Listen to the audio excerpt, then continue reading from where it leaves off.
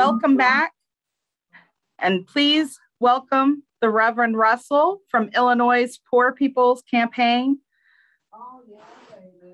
We are so proud to have the Poor People's Campaign here. I have been lucky enough to be a part of a couple of rallies, and their cause and the movement can't be stopped, especially with awesome people behind them like the Reverend Russell. And thank you so much for being here. I turn it over to you.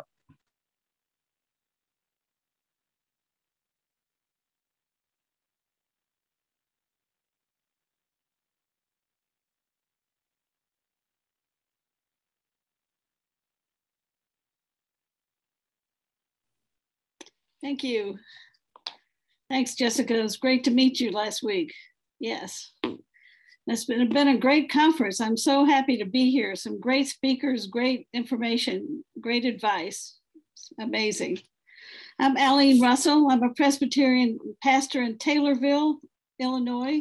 And I want to thank the Illinois chapter of Indivisible for inviting the Illinois chapter of the Poor People's Campaign to this event today. We appreciate the work so much that Indivisible has been doing for the sake of justice. The Poor People's Campaign and Indivisible do already have a connection at the national level, and we're delighted to be taking this first step toward a connection at the state level as well. It is my great honor to introduce you to the Reverend Dr. William J. Barber II. Dr. William J. Barber II has been a leader since he was a teenager. At 15, he was elected president of his local NAACP Youth Council and later became president of the state chapter of NAACP.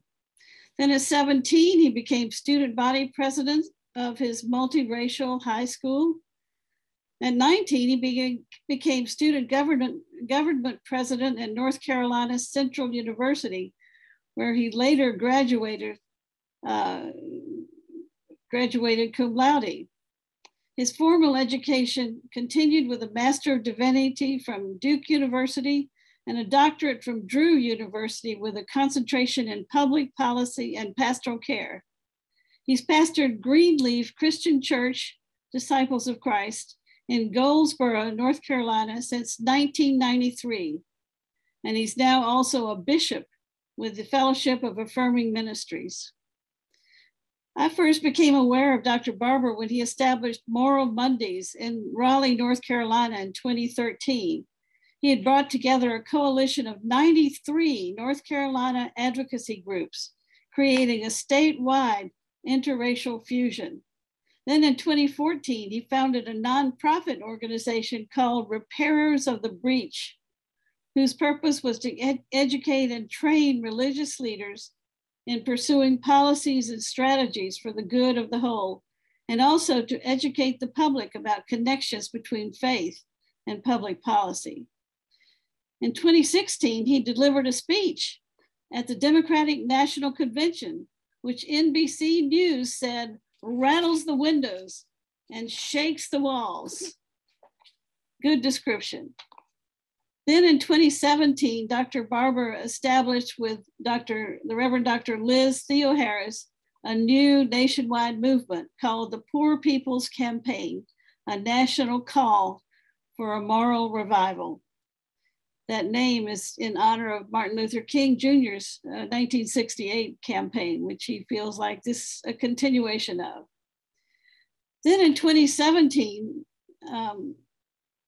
the Poor People's Campaign now has members in 45 states and is still growing. Along the way, he's received numerous honors and awards, including the MacArthur Fellowship called the Genius Grant.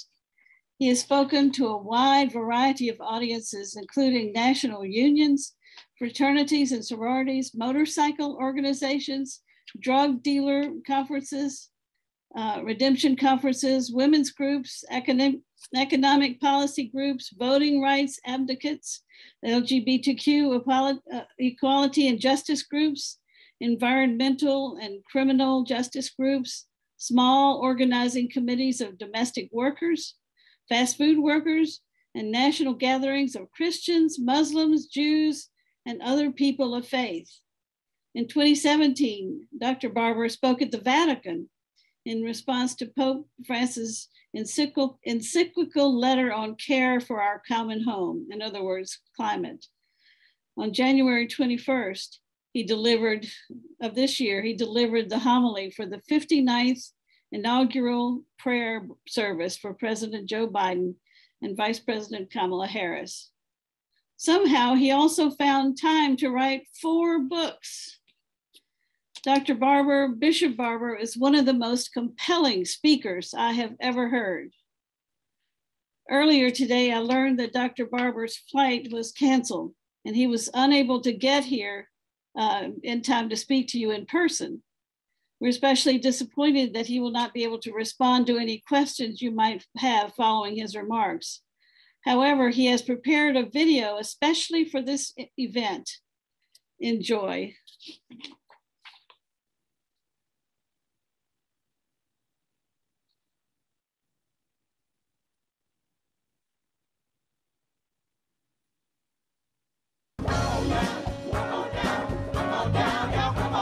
Welcome you to the launch of the Mass Poor People's Low-Wage Assembly and Moral March on Washington, D.C., June 18, 2022. We are a new, unsettling force, and we are powerful. A new, unsettling force, and we are here. We're rising up to demonstrate the compelling power that we, poor and low-income people, have to reconstruct society from the bottom up. And we need to do it with the loudest voices possible, the biggest actions possible. Because we know that there is no scarcity in this land. The only scarcity is the moral will to do what's right. Hold on, just a little while longer. We are those with sub-minimum wage jobs who can't afford sky-high rent. People with disabilities are the fastest growing minority group. It's crazy to me that in 2021, it's still legal for workplaces to pay a sub-minimum wage to people with disabilities. There are still so much trial and tribulations that we go through as Indigenous people. We can't get a decent wage to sustain ourselves, nor can we get adequate housing. Veterans across this nation say enough is enough. We can't pat essential workers on the back on one day and then cut their health care the next day. Health is a political choice. What more do I need to do to prove that my voice is just as valuable as anyone else's?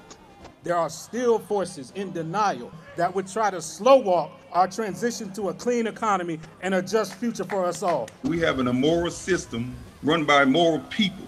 But together we walk, and we walk and we fight. It's time for a change. Reconstruyamos esta gran nación. See, we are people of resilience. As we fight these interlocking injustices together. When we work together, mobilize together, and rise together, we become a voice for the voiceless, and we become an agent of change in a time where great change is needed. We need the third Reconstruction to ensure that deaf people, people with disabilities, and all people can have the right to live and to thrive. We know what they are doing, but the question is, what are we going to do? Reconstruction begins when we change our mentality and say it's time for you to get your foot off of my neck. Justice is coming soon.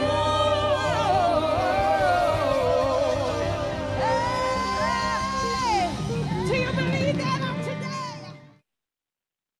Policy is not benign. Policy creates all this pain, and policy can change this pain. The scriptures are clear. Woe unto those who legislate evil and rob the poor of their rights and make women and children their prey. The Constitution is clear. When you swear to uphold it, you are supposed to pass policies that promote the general welfare of all people, not the specific welfare of the corporations. And even in the gospel, it is clear, woe unto those who are hypocritical. They pay attention to all of the little Robert's Rules of Orders, and the rules about filibuster, but they leave undone the weightier matters of the law, which is love and justice and kindness and treating people right. So we gather here on this Moral Witness Wednesday, and Reverend Dr. Liz Theo Harris and I were talking the other night. The problem in this place is the lobbyists, the greedy, the corporations, and the military-industrial complex have too much power. And not the people, and especially poor and low-wage workers, who actually have the power, but is too often ignored. 140 million poor and low-wealth people have power. 40% of the electorate is poor and low-wealth people. That's power. But this place has become so used to listening to itself and acting like the people are the ones that are supposed to serve them as opposed to them serving the people. Too many politicians, I believe, in the Congress on both sides of the aisle, particularly, I'll talk about that in just a minute, how I disaggregate that. They have a soul problem. They see the people as pawns and the elite as the true citizens. One person said to me in West Virginia, they see themselves as our bosses rather than the other way around. And so we have a crisis of democracy, a crisis of civilization, a class of ideology, a kind of war of the world view going on. That's why they can so easily pass $21 trillion for war and militarization of our communities and our borders since 9/11, and then act like 3.5 trillion over 10 years is all that much. Some politicians, like moderate Dems, will not say the things that they will block if they get elected. They won't dare say it when they're running. They don't challenge the platform or the presidential nominees when they're running. But as soon as the election is over, they want to claim to be moderate. And all that really means in this place for them is those who will simply mess up everything and keep things from happening. Then there are the extremists. And the extremists, during the elections and afterwards, they say exactly what they're going to do. And then they do it. They tell you, if you elect me, we're going to block health care. They say, if you elect me, we're going to pass tax cuts for the wealthy and not pass living wages for the working. They say it. And when they get here all day and every day, they fight for the greedy, the wealthy, and the corporate interests. To both of them, those groups, it makes you want to ask, if you put your hand on a Bible that actually says how you care about the least of these is how you're going to be judged, why would you, after putting your hand on a Bible and swearing yourself into office, or a Quran, or the holy scriptures, the Hebrew scriptures, why after that would you be a slave to greed and corporations? You know, slaves might have built the White House, but we got some slaves in the Capitol. But they choose to be slaves to greed and corporations, and they try to figure out every way you can cut, hurt, and harm people rather than have a conscience and invest in the people, protect the people, and serve the people. I got a question. If you swore to uphold the Constitution, to promote the general welfare of all, the reason we're here is to ask, why after swearing to do that, would you be a slave to greed and the corporations, rather than with a conscience serve the needs of the people? If we want to ask our president today, if you have been like us, and over the last year and a half, you have really seen over 700,000 people die, and 20 million people lose their jobs, and 8 million more people fall into poverty through COVID. And if you're still alive through all of that, why, after all of that, would you be a slave to greed and corporations and try to figure out every way you can hurt people, Manchin, Sinema, than how you can be free to serve the people and invest in their well-being? if you know that one day you're going to have to answer God, why in the world would you get up every morning and be a slave to greed and a slave to corporate interests and try to figure out every way you can cut something and give a little bit more to those who don't even need it, rather than spend every waking minute you have trying to figure out how to serve the people with a conscience and lift up the least of these? If you know that even $3.5 trillion in a Build Back Better plan is just a step. The Economic Policy Institute says we need $10 trillion. Considering where people started before COVID, 140 million people in poverty, 700 people dying a day, 250,000 of people a year from poverty and low wealth. And you know that 3.5 trillion is only 5% more than we're going to spend anyway. And if you do this, the return will be tenfold. If you know this, why would you be a slave to greed and corporations rather than serve the people and protect the people? And lastly, if there are 140 million poor and low-wealth people in this nation, 87 million uninsured or underinsured in this nation, 32 million who make less than $15. Most of them essential workers. The people that went to work first, who stayed at work the longest, who got infected first, who got sick first, who went to the hospital first, and who died first, but who upheld this country through COVID and even now. If you know these are the realities, why would you be a slave to greed and corporations, trying to figure out every day how you can cut and hurt more people rather than have a conscience and serve the people? Something's wrong. That's why we got to rise up, y'all, in love and in truth. We got to change this narrative. We got to show another kind of power. Something's wrong, Brother Jonah. Something's wrong in the soul when you see as a bad thing what you call entitlements to help the poor and low wealth, but you see tax cuts for billionaires as all being all right. When you treat people like they're things and corporations like they're people, when you treat billionaires like they're entitled, but you treat the poor and low wealth people like they're expendable, we are in a civilization crisis, a crisis of democracy that is morally indefensible and constitutionally inconsistent and economically insane. Because not to invest in the people is to actually invest in the implosion of our economy.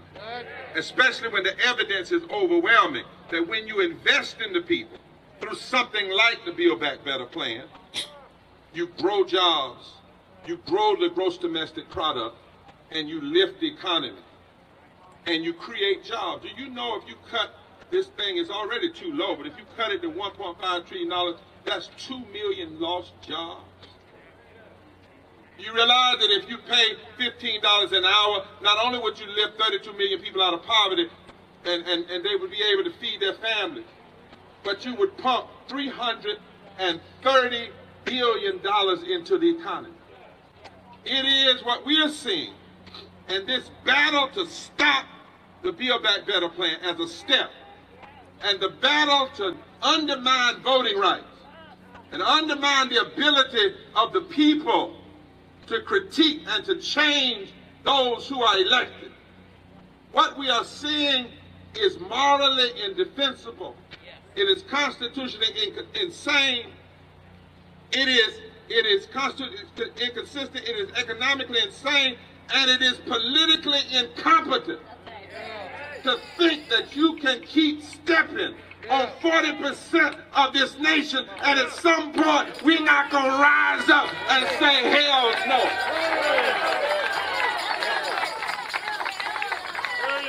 Or might I say heaven no. And so we're rising in love in justice and in truth. But don't you mistake, regardless of what you end up doing, Manchin and Sinema and others with this Build Back Better plan, you have shown yourself, and it has emboldened and intensified our agitation. You have caused to come alive that which you may have wished they did.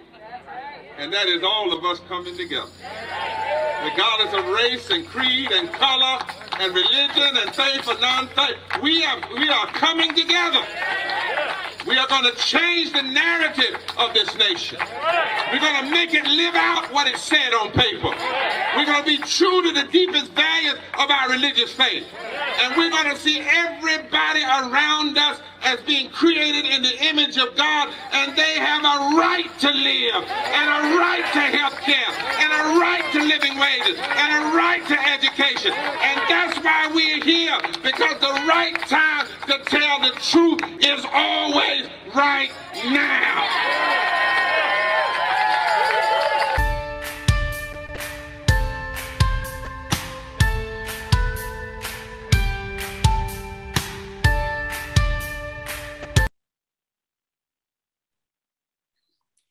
Thank you, Dr. Barber. You see what I mean about rattling the windows and shaking the walls.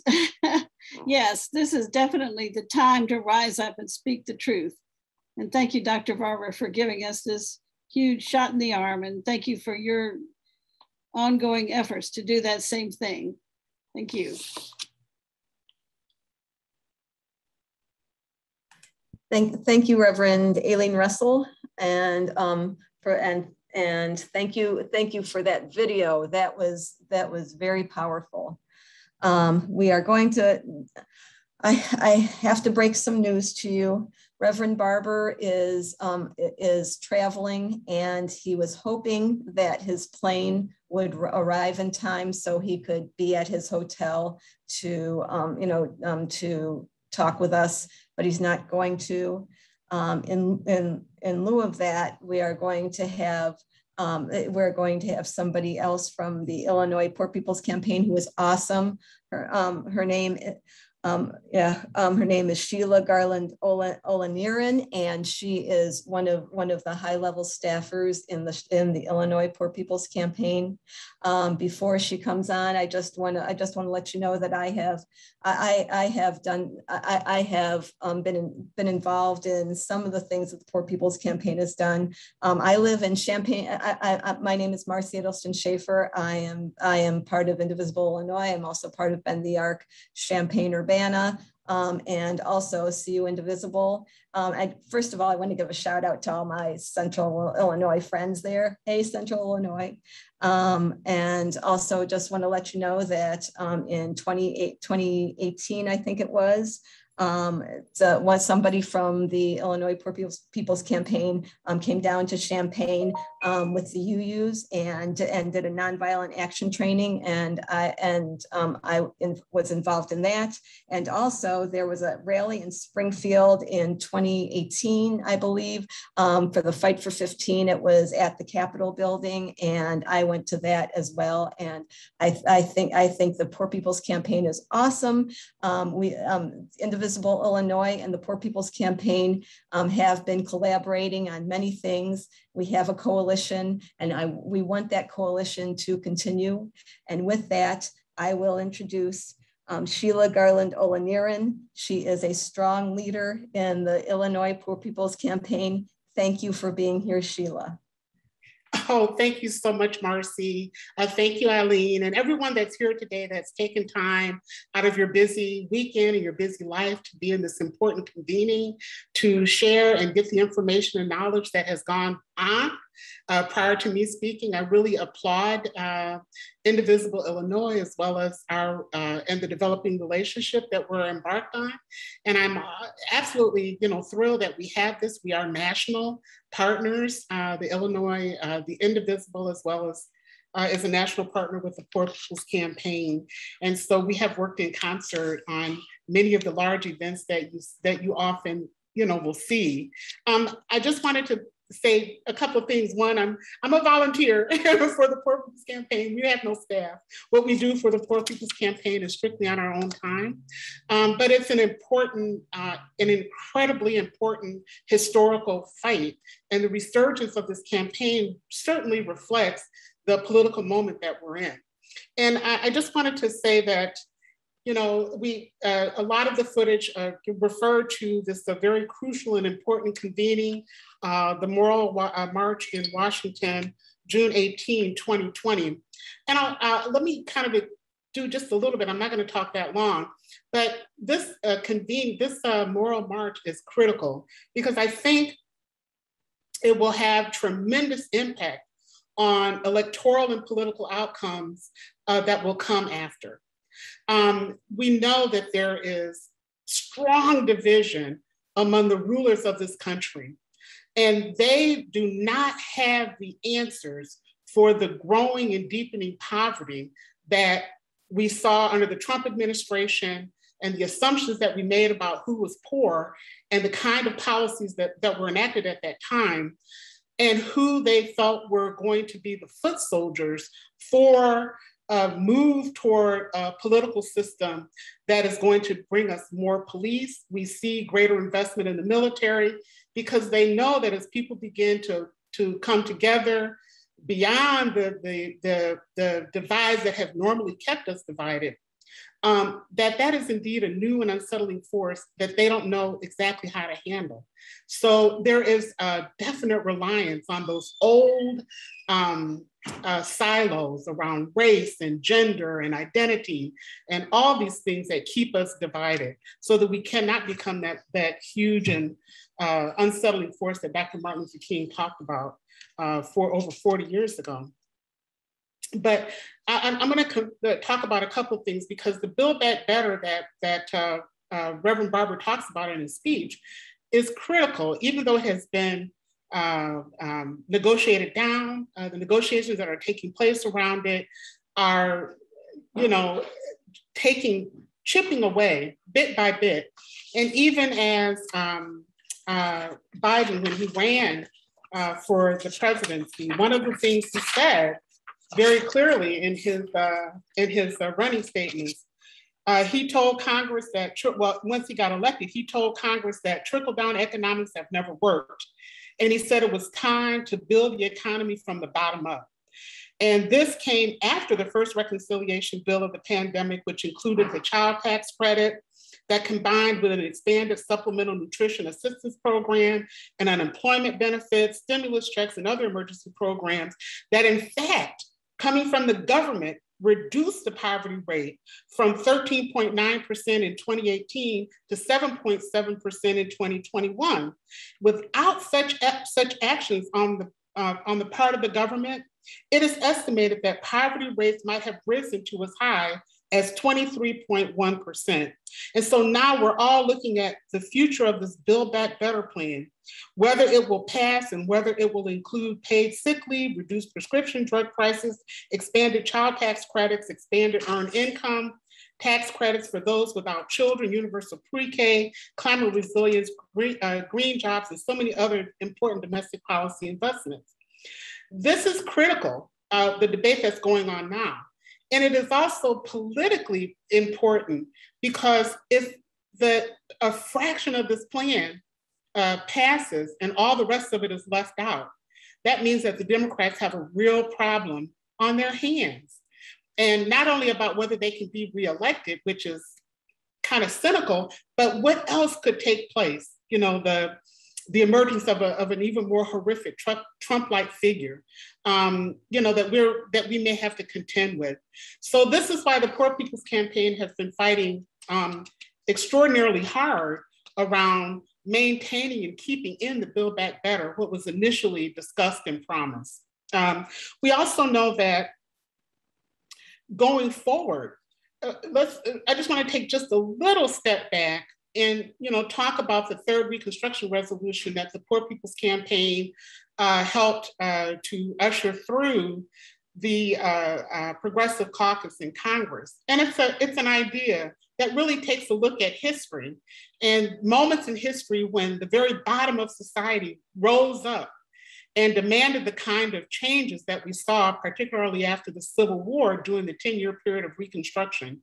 It was the largest transfer of wealth ever seen in this country that came from the bottom of society, where 4 million former slaves, along with 5 million poor whites, benefited from the tremendous shift in wealth from the very top of that society at the time to the very bottom. And all kinds of things like free public education, building more hospitals. I think 400 new hospitals were built across the South, access to land and land reformation and all these kind of things that happened, and opening up of voting rights. And we saw a reflection of that fight with the complexion of those folks that were elected into Congress and the Senate and locally, municipally, and all of that. But that was very much overthrown by the powers of white supremacy, right? And a real sort of relationship between the wealthy of Wall Street and the former slave owners who came together to overthrow the Reconstruction. And that's how we got the Black codes and all that. We look at another period, and we can go through history and see, we look at the period leading up to World War II, where Roosevelt joined with the forces that were organizing tenant union farmers who were, labor unions were organizing and building power. And there was a concern that the United States was on the verge of a civil war. And so we saw another, not like what we saw after the Civil War, but we saw another transfer of wealth from the top of society to the bottom of society, those people that were unemployed and fighting. And we saw something similar that can take place today. And so this is why we're fighting for this shift and really beginning to organize the people that have everything to gain. They have nothing to lose. As some folks in the homeless union used to say, our backs are against the wall. We have nothing else to do but to fight. And so this is where we are within the Poor People's Campaign, and we are so excited about our growing relationship with Indivisible. We're looking forward to fighting around the state. And then one last thing I wanted to just talk about, the Poor People's Campaign released a report that's called Waking the Sleeping Giant. And it really took a look, and I just wanted to say a few things about it, but it really looked at the impact of poor and low-income Americans in the 2020 elections. And it was actually contrary to popular belief that poor people don't participate in elections and are apathetic about politics. It shows that poor and low-income voters made up at least 20% of the total electorate in 45 states, and up to 40% of them in nearly all of the battleground states. And although we don't know who those voters cast their ballots for, based on the state numbers, it's highly likely that Joe Biden and down ballot Democrats won a significant percentage of them. The report also examines the racial composition of those voters in key battleground states, revealing that poor folks turned out across race, revealing that poor folks, including a large percentage of poor white voters. This is important since their overall vote share throws into question the knee-jerk idea that poor white voters are a key part of Donald Trump's base. The data also suggests that it's possible to form multiracial coalitions of poor and low-income voters if brought together around a political agenda that speaks to the shared needs and concerns. And so as the Poor People's Campaign builds up to begin to talk to poor and low-income voters, not about if you should be Democrat or Republican, if you should be left or right, if you should be progressive or not, but about what are the real material conditions that are impacting us all that we can get behind and really begin to vote our values and the things that matter the most to us. So I'm going to shut up. And I do know I did have a conversation with Reverend Barber's office, and he deeply apologizes for not being able to get on with us and wishes us well. Thank you very much, Sheila. You just so rock. Every time I hear you, I just think you're just so awesome. Thank you. You are too. Thank you.